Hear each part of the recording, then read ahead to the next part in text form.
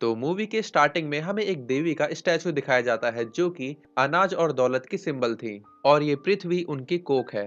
इस मूवी में ये माना जाता है कि जब इस दुनिया की शुरुआत हुई तो देवी ने इसी कोख से बहुत सारे देवी देवताओं को जन्म दिया। लेकिन देवी को अपने सबसे पहले बेटे से बहुत ही ज्यादा प्यार था जिसका नाम था हस्तर। इस मूवी के अकॉर्डिंग किसी भी वेद पुराण में हस्तर का नाम देखने को नहीं मिलता है क्योंकि उसे देवी का सारा सोना और अनाज चाहिए था। सोना तो उसने जैसे तैसे पा लिया, लेकिन जैसे ही उसने अनाज की तरफ हाथ बढ़ाए उसके बाकी के भाई बहनों ने उसके ऊपर हमला कर दिया और अनाज को बचा लिया। लेकिन जैसे ही हस्तर के भाई बहन उसको मारने वाले होते हैं, देवी हस्तर को बचा लेती हैं। हस्तर के लालच की उसे ये सजा दी जाती है कि कोई भी उसे नहीं पूजेगा और उसका नाम हमेशा के लिए भुला दिया जाएगा। पूर्ति की देवी काफी सालों तक हस्तर को अपनी कोख में छुपा कर रखती हैं। अब वो जगह तुम्बाड़ जहां पर पूर्ति की देवी ने अपने बेटे हस्तर को छुपा कर रखा था, वहां के लोग हस्तर की पूजा करने लगते हैं और उसी जगह पर हस्तर का एक मंदिर बना देते हैं। और इस सब की वजह से बाकी के देवी देवता नाराज हो जाते हैं और उस गांव को श्रापित कर देते हैं, जिससे कि उस गांव में लगातार बारिश होने लगती है जो कि कभी रुकने का नाम ही नहीं लेती।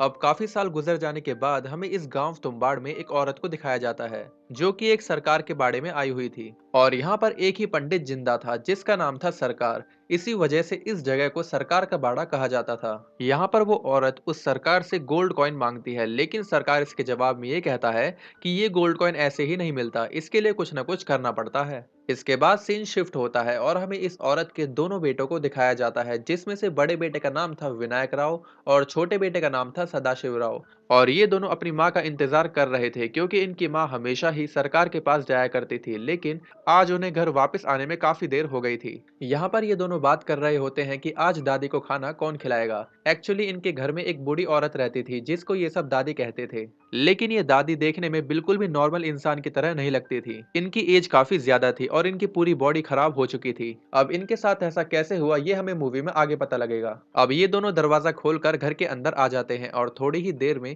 इनकी माँ भी घर पर आ जाती है। अब यहाँ पर उसका एक बेटा उससे पूछता है कि क्या आपको सोने का सिक्का मिला। इस पर वो उसे मना कर देती है। अब सीन शिफ्ट होता है और हमें दिखाया जाता है कि सरकार की मौत हो गई है और ये लोग सरकार का फ्यूनरल करते हैं। इसके बाद ये औरत अपने बेटों को कहती है कि हम लोग यहाँ पर नहीं रहेंगे और इस गांव को छोड़कर शहर चले जाएंगे।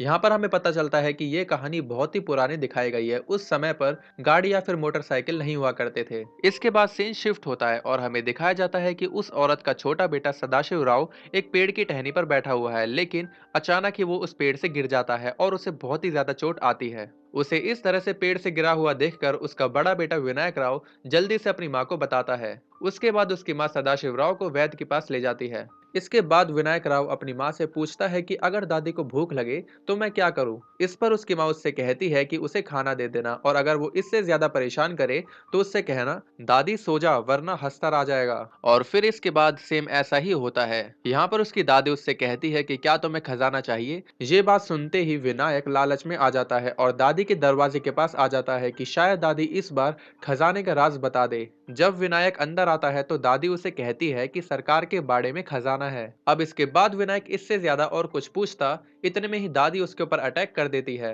अब दादी उसे पकड़कर मारने लगती है और कहती है कि आज तो मैं तुम्हें खा जाऊंगी। अपने आप को बचाने के लिए विनायक बार बार वो नाम याद करने की कोशिश करता है जो उसकी माँ ने उसे बताया था, लेकिन वो उस नाम को याद नहीं कर पाता और दादी उसे मारने के लिए घसीटते हुए अपने कमरे में ले जाती है। अब जैसे ही दादी उसे मारने वाली होती है, विनायक को अचानक से वो नाम याद आ जाता है। वो जोर से कहता है, दादी सो जा वरना हंसता आ जाएगा। और ये सुनते ही दादी तभी वहां पर गहरी नींद में सो जाती है। तभी वहां पर विनायक की माँ आ जाती है। विनायक अपनी माँ से अपने भाई के बारे में पूछता है, लेकिन उसकी माँ रोते हुए कुछ भी नहीं कहती। इसका मतलब ये था कि अब उसका भाई मर चुका है। इसके बाद वो दोनों माँ बेटे सुबह होते ही नाव से शहर के लिए निकल पड़ते हैं। यहाँ पर बोट में विनायक अपनी माँ से गोल्ड कॉइन के बारे में पूछता है। इस पर उसकी माँ उसे एक गोल्ड कॉइन दे देती है, लेकिन विनायक को तो खजाना ही चाहिए था। वो अपनी माँ से कहता है कि अगर हम दादी को कुछ दिनों तक खाना नहीं देंगे तो एक दिन वो भूख की वजह से खजाने के बारे में जरूर बता देंगी। इस पर उसकी माँ उससे नाराज हो जाती है और उसे कसम दे देती है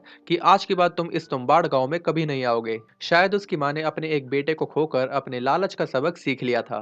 इसके बाद हमें 15 साल बाद का सीन दिखाया जाता है और हमें ये दिखाया जाता है कि विनायक अब बड़ा हो गया है और वो इस तुम्बाड़ गांव में फिर से आया है क्योंकि शायद उसे आज भी उस खजाने का लालच है जिसके बारे में उसकी दादी ने उसे बताया था। इसके बाद वो सीधे अपने तुम्बाड़ वाले पुराने घर में जाता है। अब वो यहाँ पर अपनी दादी को देखकर चौंक जाता है क्योंकि अब उसकी दादी एक पेड़ में बदल गई थी और उस पेड़ की शाखाएं इस पूरे घर में फैली हुई थी। हैरानी की बात यह थी कि उसकी दादी का सिर्फ सर और दिल ही बचा था जो अभी भी धड़क रहा था। इसका मतलब उसकी दादी अभी भी जिंदा थी। अब यहाँ पर विनायक अपनी दादी से फिर से उस खजाने के बारे में पूछता है और उनसे कहता है कि अगर आप मुझे खजाने के बारे में बता दोगे तो हम उस खजाने को आपस में बांट लेंगे। इस पर उसकी दादी उससे कहती है कि अब मुझे कुछ भी नहीं चाहिए और मैं और ज्यादा जीना नहीं चाहती। इस पर विनायक उनसे डील करता है कि अगर आप मुझे खजाने के बारे में बता दो तो मैं आपको आपकी जान से आजाद कर दूंगा, यानी कि आपको मुक्ति दिला दूंगा। इस पर दादी उसे बताती है कि कई साल पहले की बात है जब मैं कुएं में उतरने में माहिर थी। ये सुनकर विनायक को पता लग जाता है कि खजाना कुएं में है। अब विनायक जैसे तैसे उस कुएं का पता लगा लेता है और उस कुएं में उतरने की भी प्रैक्टिस कर लेता है, लेकिन अभी भी उसे ये पता नहीं होता कि इस कुएं से खजाना कैसे लाना है। इस पर वो फिर से अपनी दादी के पास जाता है और उसकी दादी उसे सारा राज बता देती है। इसके बाद विनायक दादी के साथ उस पूरे घर में आग लगा देता है क्योंकि उसने अपनी दादी से वादा किया था कि वो उसे मुक्ति दिलाएगा। इसके बाद विनायक एक सोने का सिक्का लेकर अपने शहर वाले घर जाता है और वो यहाँ पर देखता है कि उसकी वाइफ ने एक छोटा सा बिजनेस स्टार्ट किया है। वो पिसा हुआ आटा बेचकर पैसे कमाती थी। विनायक उसे कहता है कि मैं तुम्हें रानी बना दूंगा, अब हमारे दिन बदलने वाले हैं, हमारे पास बहुत सारा पैसा होगा। इसके बाद विनायक उस पंडित के पास जाता है जिससे उसने बहुत सारा कर्जा लिया हुआ था और वो उस पंडित को वो सोने का सिक्का दिखाकर उसकी कीमत पूछता है। इस तरह से वो अपना सारा कर्जा उतार देता है। कुछ दिनों बाद वो फिर से तुम्बाड़ गांव जाता है और वहां से कुछ सोने के सिक्के ले आता है और उनको शहर में लाकर बेच देता है और ऐसा करते करते वो दिन ब दिन अमीर होता जा रहा था और उसके घर की कंडीशन भी काफी अच्छी हो गई थी और उसका घर भी बदल गया था। और अब उस पंडित के मन में भी लालच था जिससे विनायक ने पैसे लिए थे। और इसके बाद वो पंडित विनायक के पास जाता है और उससे कहता है कि विनायक उसे अपने काम में हिस्सेदार बना ले, लेकिन विनायक उसे मना कर देता है। लेकिन अभी उस पंडित के मन में लालच था और वो सोचता है कि वो भी तुम्बाड़ जाकर सोने के सिक्के लाएगा। अब वो पंडित एक औरत को पैसे देता है और उससे कहता है कि वो 2 दिन तक विनायक के साथ रहे, तभी वो तुम्बाड़ जाकर उस खजाने के बारे में पता करेगा। लेकिन वो लड़की और ज्यादा पैसों के लालच में विनायक को सब कुछ बता देती है और उस पंडित को फंसा देती है। इसके बाद सीन शिफ्ट होता है तुम्बाड़ गांव की तरफ। यहाँ पर हम इस पंडित को देखते हैं जो यहाँ पर पहुंच गया था। इसके पीछे ही विनायक भी आ जाता है जिसकी नजर सिर्फ पंडित पर थी, लेकिन विनायक उस पंडित को जानबूझकर सब कुछ दिखाता है कि वो किस समय पर क्या करता है। इसके बाद वो पंडित देखता है कि विनायक एक कुएं में उतरता है और उसके कुछ ही देर बाद वो वहां से बहुत सारे सोने के सिक्के लेकर बाहर आता है। अब वो पंडित भी ऐसा ही करता है। इसके बाद वो पंडित इस कुएं में उतरकर काफी आगे जाता है। इसका रास्ता बहुत ही ज्यादा तंग था और इस कुएं की दीवारें रेड कलर की थी और यहाँ पर साफ महसूस हो रहा था कि कोई सांस ले रहा है। यहाँ पर पंडित एक छोटा सा ट्रंक देखता है और जब वो उसे खोलता है तो उसमें से एक आटे की गुड़िया निकलती है। अब जैसे ही वो पंडित अपने हाथ में उस आटे की गुड़िया को लेता है तो तभी हस्तर को अनाज की खुशबू आ जाती है। अब वो हस्तर उस आटे की गुड़िया के साथ ही उस पंडित को भी खा जाता है। इसके थोड़ी ही देर बाद विनायक फिर से यहाँ पर अंदर आता है और वो देखता है कि इस पंडित की भी वही हालत है जो उसकी दादी की थी, लेकिन पंडित ने शायद विनायक की कभी मदद की थी इसलिए वो भी उसकी मदद करता है और उसको उसकी जान से आजाद कर देता है, क्योंकि देखने में ऐसा लग रहा था कि वो पंडित शायद बहुत ही ज्यादा दुख में था। बेसिकली यहाँ पर एक वरदान था क्योंकि इंसान कभी भी हमेशा जिंदा नहीं रह सकता, लेकिन हस्तर का ये कर्ज था कि अगर वो किसी भी इंसान को काट लेगा तो वो इंसान हमेशा के लिए जिंदा हो जाएगा, लेकिन हमेशा जिंदा होने के साथ ही उस इंसान की बॉडी पूरी तरह से खराब हो जाएगी, जैसे हमें स्टार्टिंग में विनायक की दादी को दिखाया गया था और अब हमें यहाँ पर इस पंडित को दिखाया गया है। इसके बाद कहानी शिफ्ट होती है कुछ साल बाद और हमें यहाँ पर विनायक का बेटा दिखाया जाता है जिसका एक पैर खराब था। यहाँ पर विनायक ने अपने ही घर में बिल्कुल वैसा ही सेटअप बना रखा है जैसा उस कुएं में था और उसका बेटा यहाँ पर रोज कुएं में उतरने और वहां से वापस निकलने की प्रैक्टिस करता है और इस सब को करने में उसे कितना टाइम लगता है उसे ये एक जगह पर नोट करता है। अब क्योंकि विनायक बहुत ही ज्यादा बूढ़ा होता जा रहा था तो उसे ये बात परेशान कर रही थी कि अब कौन कुएं में जाकर वो सोने के सिक्के लेकर आएगा। इसीलिए वो अपने बेटे को इस चीज की ट्रेनिंग दे रहा था। अब कुछ दिनों बाद विनायक अपने बेटे को लेकर तुम्बाड़ गांव आ जाता है और उसको यहाँ पर लाकर आटे की गुड़िया बनाना भी सिखाता है। लेकिन आज वो सिर्फ प्रैक्टिस के लिए आए थे, इसलिए विनायक उस आटे की गुड़िया को दूर फेंक देता है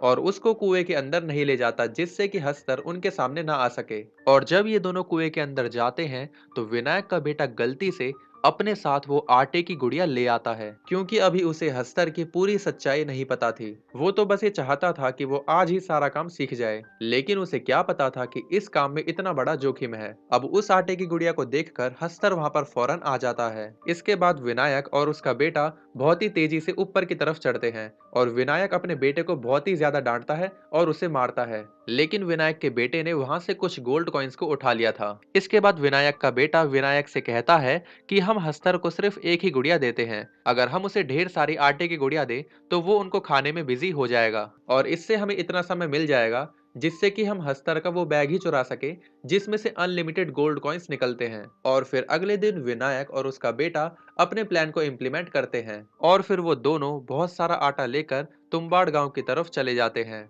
और वो दोनों बहुत ज्यादा आटे की गुड़िया बनाते हैं। और अब वो जैसे ही कुएं में उतरते हैं वो ट्रंक के चारों तरफ आटे का घेरा बना देते हैं, जिसकी वजह से हस्तर उनके करीब नहीं आ सकेगा। अब ये जैसे ही अपने बैग में से आटे की गुड़िया को बाहर निकालते हैं, ये देखते हैं कि जितनी ज्यादा आटे की गुड़िया थी उतने ही ज्यादा हस्तर यहाँ पर आ चुके हैं। और ये देखकर ये दोनों ही बहुत ही ज्यादा चौंक जाते हैं। लेकिन जो इन दोनों ने एक आटे का सर्कल बनाया था, हस्तर उसको पार नहीं कर सकता था, क्योंकि हस्तर के ऊपर इस बात का कर्ज था कि वो अनाज को अपने हाथों से नहीं ले सकता। लेकिन यहाँ पर तो इंसान खुद ही उसे आटे की गुड़िया दे रहे हैं, तो वो उसे क्यों ना खाए। बेसिकली वो सूखे आटे को नहीं छू सकता था और उसे गीले आटे की भूख थी। अब यहाँ पर विनायक को कोई भी रास्ता नजर नहीं आता, इसलिए वो अपने आप को सेक्रीफाइस कर देता है और बहुत सारी आटे की गुड़िया को अपने शरीर से बांध लेता है और अपने बेटे को बचाने के लिए वो रस्सी से चढ़कर उस कुएं से बाहर आने लगता है, जिससे सारे के सारे हस्तर विनायक का पीछा करने लगते हैं। लेकिन वो सारे के सारे हस्तर उस घेरे से टच होकर खत्म हो जाते हैं और अब विनायक का बेटा भी उस कुएं से बाहर आ जाता है और वो देखता है कि विनायक की भी वही हालत हो चुकी थी